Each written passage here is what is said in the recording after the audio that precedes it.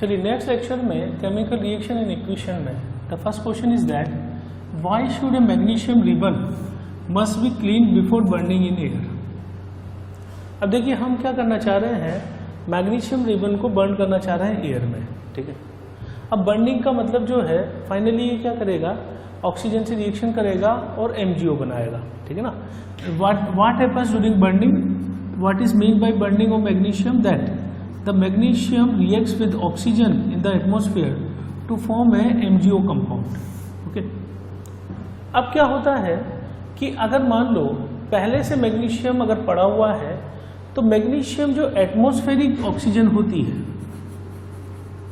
Atmospheric, since it is a reactive metal, this metal is very reactive, तो atmospheric जो oxygen होगी उससे reaction करके ये MgO ऑक्साइड कंपाउंड बना देता है। ये है कि नॉर्मल एटमॉस्फेयर में पड़ा हुआ है, कोई रिएक्शन नहीं, मतलब कोई बर्निंग नहीं हो रही है, सिर्फ रख दिया अपन ने एटमॉस्फेयर, इसको बोलते हैं कोरोजन।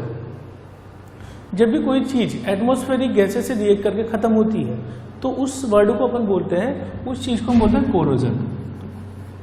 तो corrosion of magnesium takes place, तो व्हाट हैपेंस कि एटमॉस्फेरिक ऑक्सीजन से रिएक्ट करके it forms MgO and it works as a coating. यानी मैग्नीशियम जो मेटल है, इस मेटल के आसपास यहाँ पे MgO की कोटिंग हो गई, the coating is made of MgO। अब MgO चूंकि बाहर है तो कोटिंग की वजह से क्या होगा कि दोबारा अगर मैं इसकी ऑक्सीजन से रिएक्शन करूं तो oxygen can not react with the MgO directly, so we must remove all coating which is of MgO from the magnesium metal so that it can easily burn into oxygen gas। तो गर्म करने के पहले, burn करने के पहले the coating of MgO must be removed so that oxygen can come into contact of magnesium metal directly, ठीक है। So what happens if coating is there ना, it hinders burning of magnesium in air। तो हम उसको साफ करते हैं रगड़ के फिल्टर पेपर या किसी से, और उससे हमारा पर्पस ये होता है कि सारी कोटिंग जो है वो उससे हट जाए ताकि वो आसानी से बर्न कर पाए। अगला है हाइड्रोजन और क्लोरीन यदि रिएक्शन करते हैं तो they form hydrogen chloride, okay. So hydrogen means H2 gas, chlorine means Cl2 gas and hydrogen chloride means HCl gas. Now I am going to balance the reaction H2 plus Cl2 if I put two coefficient before HCl molecule, so hydrogen is balanced, chlorine is also balanced। Another is barium chloride reacts with aluminum sulfate to form barium sulfate and aluminum chloride।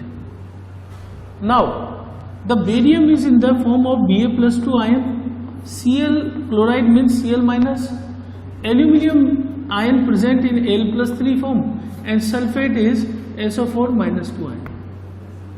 So if I write the formula, so the formula, one barium ion having +2 charge, so there must be 2 Cl minus, so barium chloride is BaCl2। now aluminum sulfate, if I balance charge, 2 aluminum will balance 3 SO4, so +6 and -6। if I combine these two ion means Al2SO4 whole 3। now the product is barium sulfate, barium sulfate means Ba+2 and SO4 - 2, the compound is this। aluminum chloride means AlCl3, ठीक है। how? because aluminum ion in +3 form and chlorine is Cl minus, so 3 Cl minus will balance 1 Al+3। now the reaction is this, we are going to balance this reaction, okay। so if I write Al2SO4 3 as it is, ठीक है, and in the case BaCl2, so 3SO4 will go with barium to form BaSO4 means there must be 3 coefficient because there is 3 sulfate ion। now I am balancing in the reverse direction, 3 sulfate ions are there, so 3 sulfate ions there, now 3 barium are there means I have to put coefficient 3 before barium chloride, barium atoms are balanced। now we move to another side, 2 aluminums were there, so before LCl3 I have put coefficient 2। now I will check chlorine, 3 Cl2 means 6 chlorine atom this side, 2AlCl3 means 6 chlorine atom this side. Now this reaction is totally balanced. So this is hit and trial method. You have to check by coefficient whether atoms and molecule or ions are not balanced or it balanced or not.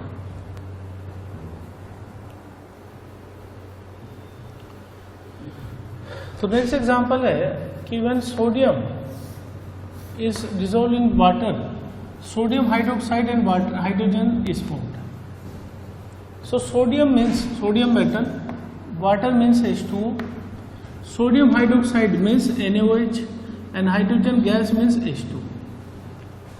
If I want to try this reaction, if I want to balance this reaction, then sodium, there is one atom of sodium left hand side, one atom on right hand side. Okay, one oxygen, one hydrogen this side.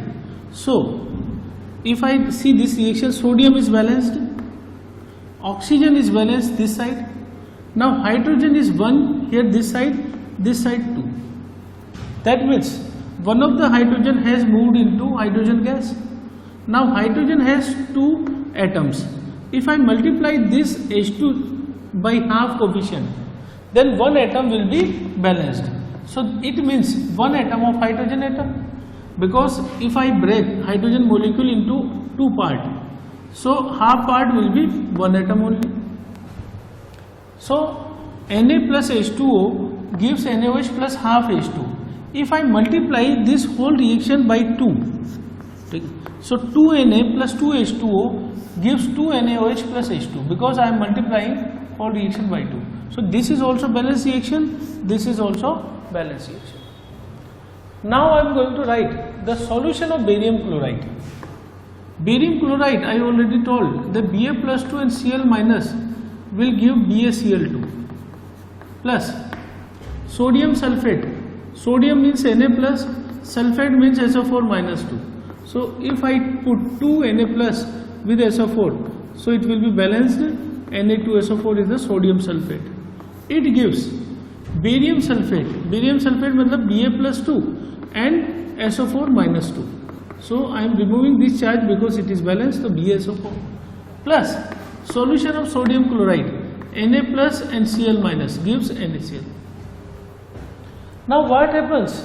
We are going to balance this reaction and write their physical state. If any salt solution is soluble in water, then solution word will be there. If any salt is insoluble, then it will be in solid state. So insoluble means precipitate. So BaCl2 solution means aqueous solution. Na2SO4 is solution means aqueous solution, and we have to carefully write BaSO4, since it is insoluble in water, it remains in solid form. S means solid form, and it is also precipitate, so it will move out from the solution. And NaCl के लिए word लिखा हुआ solution means aqueous NaCl. तो ये तो क्या हमने reaction लिखी. अब हम बैलेंसिंग करेंगे. तो barium atom is balance here, sulphate atom, sulphate molecule या ion is also balanced here. 2 Na and 2 chlorine. This side NaCl, 1 Na, 1 chlorine. If I multiply this by coefficient 2, this reaction is balanced. So now reaction is balanced, and we have known about the physical state. If it is solution, aqueous word will be there, and if it is insoluble, then solid will be there in a bracket. It will represent that this thing is a precipitate. Now the next reaction, sodium hydroxide solution means NaOH aqueous plus reacts with hydrochloric acid. Hydrochloric acid means HCl aqueous. It produce sodium chloride solution in water. Sodium chloride means NaCl plus water. So it is aqueous, water is liquid. So if anything is dissolved in water to produce a solution, aqueous word will be there. Full form is aqueous. So HCl is soluble means aqueous. NaCl salt is soluble in water, aqueous, and water is a solvent. So we have written liquid state here. So this reaction is already balanced. We don't need to balance this reaction further.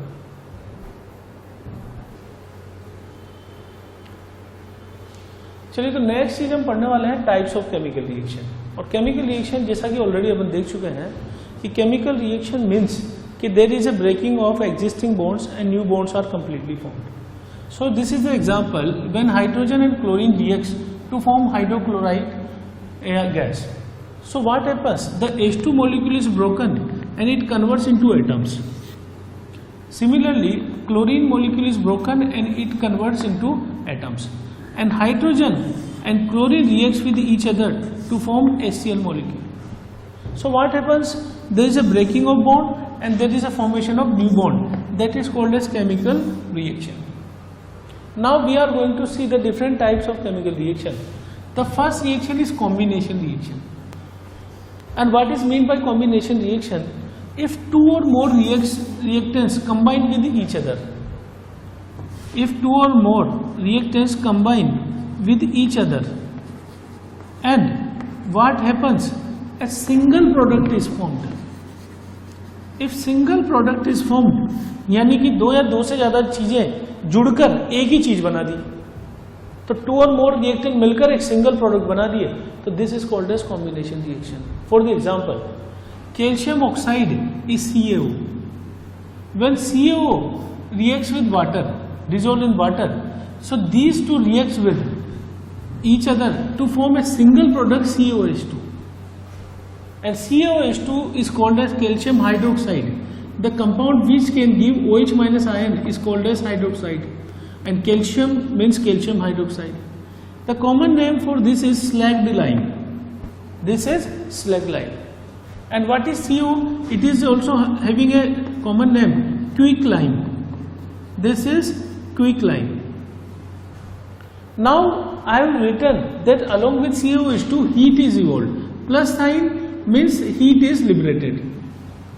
And the reaction in which heat is liberated or released, this reaction is called as exothermic reaction. अब suppose in a container exothermic reaction is taking place, means heat is evolving, heat is released. So what will happen? There will be a heating effect. यानी जो चीजें पड़ी हुई है, अगर वो reaction के दौरान हीट निकालने लग जाएगी, तो कंटेनर के अंदर का टेम्परेचर बढ़ने लग जाएगा, ठीक है? So the temperature will rise and heating will take place. Okay. Another example, this CaOH2 formed is used in white washing. दीवारों पे जो अपन यहाँ पे white washing करवाते हैं, तो उसमें क्या होता है कि this same compound slacked lime, जब हम इसको दीवार पे लगा देंगे पानी में घुल के, इसके एक सॉल्यूशन को तैयार करके, इमल्शन तैयार करके, और दीवारों पे हम उसको पोत देंगे, तो 2 और 3 डेज में क्या होगा कि जो एनवायरमेंट में जो ऑक्सीजन है, CO2 गैस है, ये CO2 गैस रिएक्ट करेगी इसके साथ। अब होता क्या है, COH2 is a base and CO2 is a acid, so they will form a salt.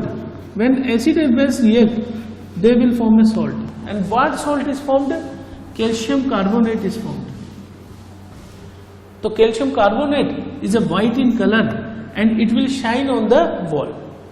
तो वॉल पे व्हाइट वॉशिंग जो है, उसको लगाने के बाद 2 या 3 दिन बाद जब ये रिएक्शन कर लेगा CO2 के साथ, तो बिल्कुल शाइनी जो है फिनिश आ जाएगी उसमें, और सफेद रंग से वो दीवार पूरी तरीके से चमकने लग जाएगी। And if you know the name of marble, marble जो है पत्थर होता है जो कि फर्श पर बिछाने का काम आता है, व्हाइट कलर का, ठीक है? तो मार्बल जो और होता है compound, it is also the formula of the marble is calcium carbonate, so it is made of calcium carbonate. So it is calcium carbonate formed by the slag lime plus carbon dioxide gas.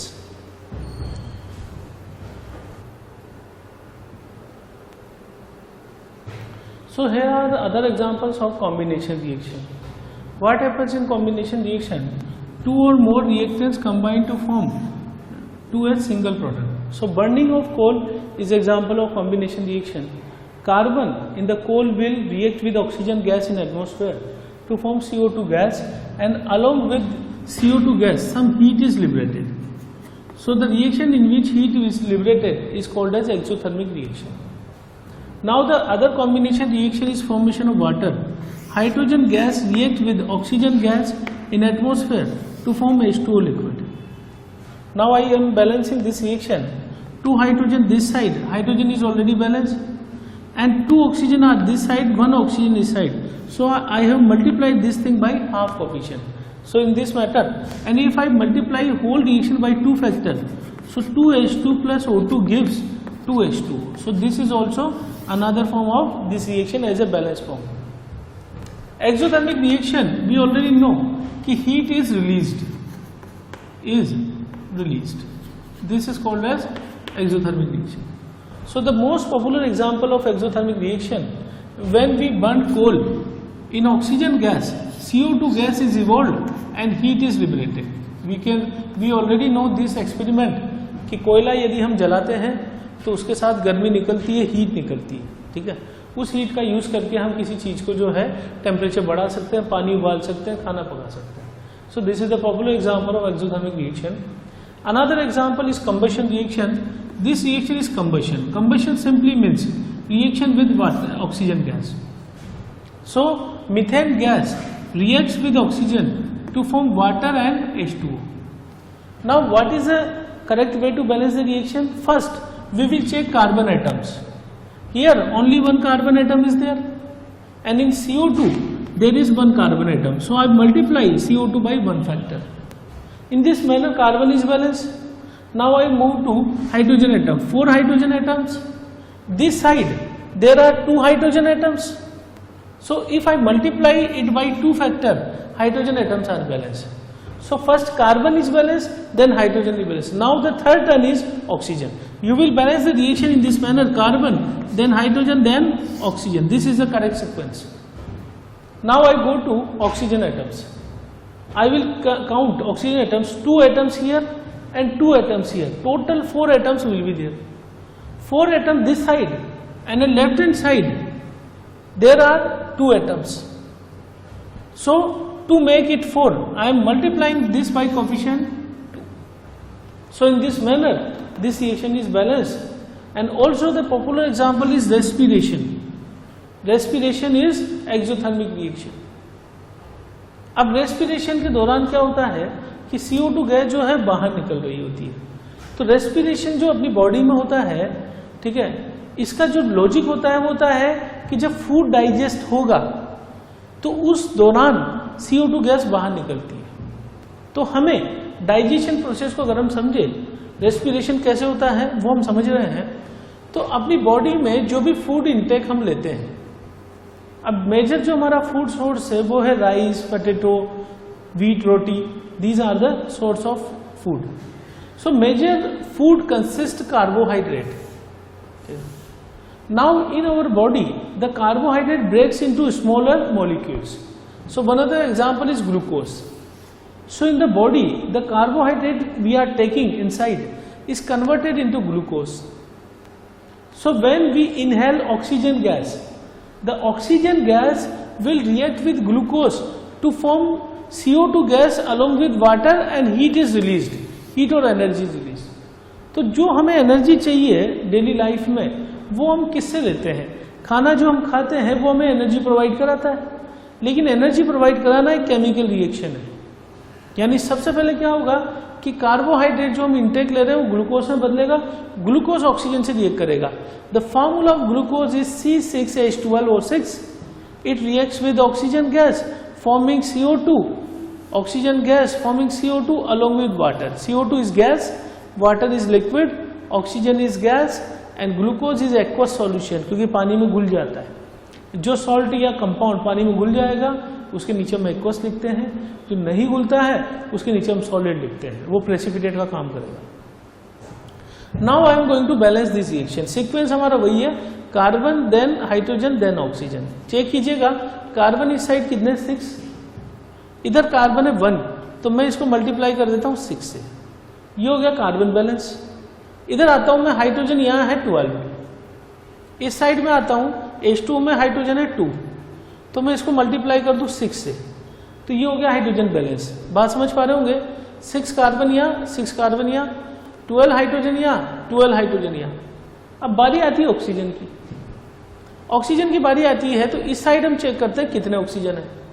6 × 2 12 oxygen, 6 × 1 6 oxygen, मतलब total oxygen कितने 18 atoms के बारे में बात कर रहा हूं। इधर 6 ऑक्सीजन ऑलरेडी हैं, तो मुझे बराबर करने के लिए यहां एटम कितने चाहिए? 12 एटम चाहिए। अब ऑक्सीजन में 2 तो ऑलरेडी है, मैं इसको मल्टीप्लाई किससे कर दूं? 6 से। अगर मैं इसको 6 से मल्टीप्लाई करता हूं तो हमारा ऑक्सीजन एटम भी बैलेंस हो गया। कैसे? 6 यहां 6 इंटू 2 12 18, 6 इंटू 2 12 प्लस 6 18, तो 18 दिस साइड 18 दिस साइड। तो ये तरीका है combustion reaction. This is also a combustion reaction. Combustion means reaction with oxygen gas and during this combustion some heat is relieved. तो जो हीट निकलती है वो हमारी बॉडी के लिए काम आती है। तो जो भी खाना खाते हैं हम, वो ऑक्सीजन से रिएक्शन करें तो ऑक्सीजन हमारे काम आई बॉडी में, और फिर हम वो रिएक्शन होने के बाद बाहर निकालते हैं CO2 गैस। तो ये हमारा जो है रेस्पिरेशन का प्रोसेस होता है and this is exothermic reaction.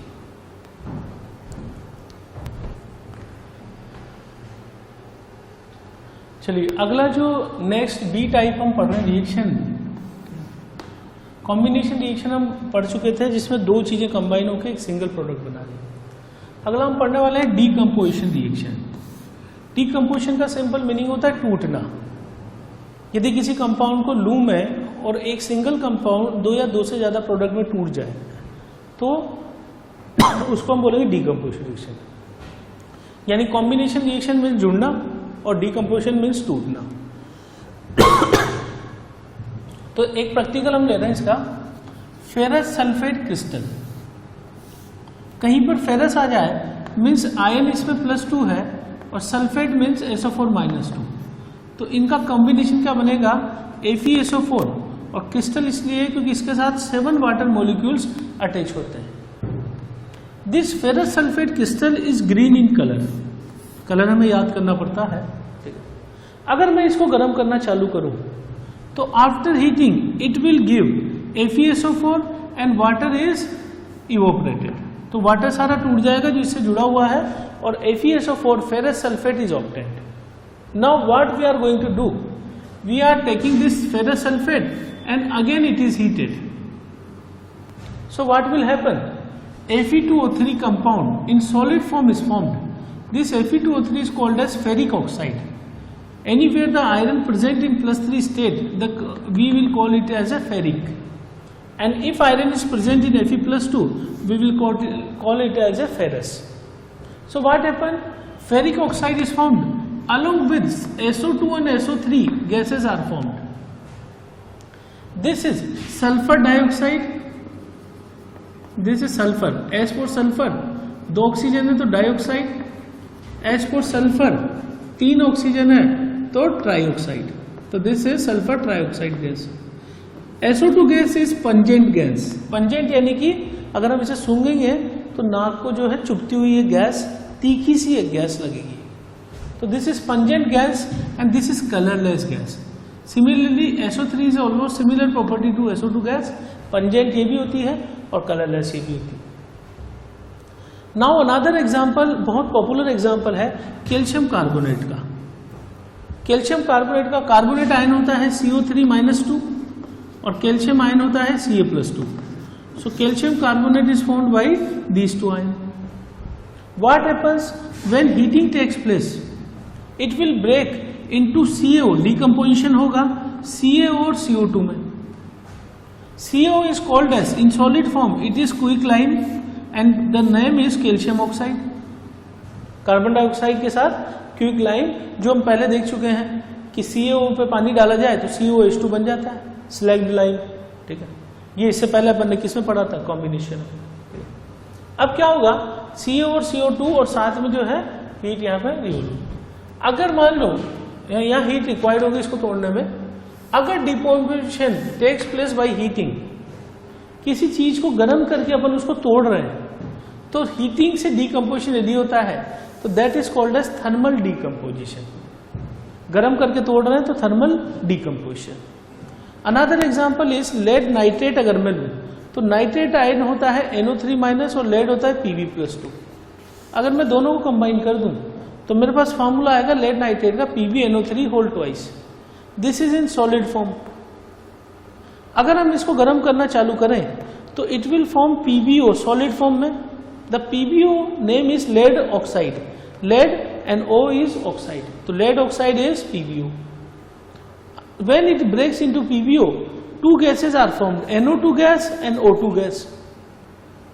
NO2 gas is brown colored gas. Color हमें याद रखना पड़ेगा. NO2 gas is brown colored gas. Oxygen is colorless gas. And the name of NO2 gas is N for nitrogen and दो oxygen है तो dioxide ion. तो nitrogen dioxide is the name of NO2 gas. It is brown colored gas. So these are two example of decomposition reaction. चलो यार.